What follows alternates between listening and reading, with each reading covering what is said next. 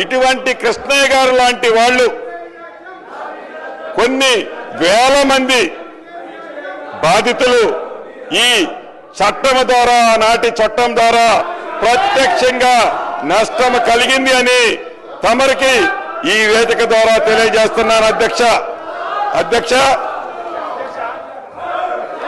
మనం చిన్నప్పుడు చదువుకున్నాం.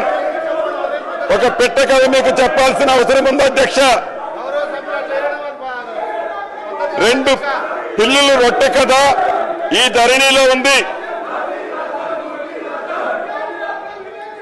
ఏదైతే 2 పిల్లుల మధ్య ఒక రొట్టె కథ గ్రామీణ ప్రాంతాల్లో కథలుగా చెప్పుకుంటారు అధ్యక్ష. ఆ కథ ఏంటంటే, ఒక రొట్టె ముక్క, 2 రొట్టె ముక్కలు ఉంటాయి అధ్యక్ష.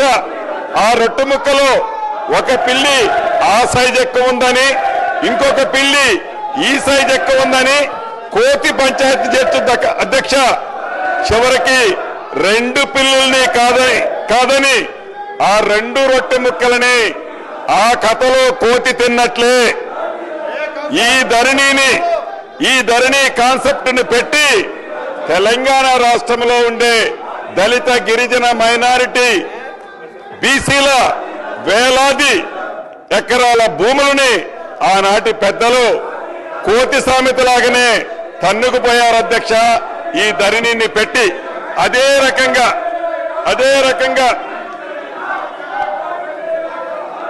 ఇటు రాష్ట్రంలో అటు దేశంలో 2014 ముందు కాంగ్రెస్ ప్రభుత్వం తీసుకొచ్చిన రెవెన్యూ చట్టాలు, సంస్కరణలు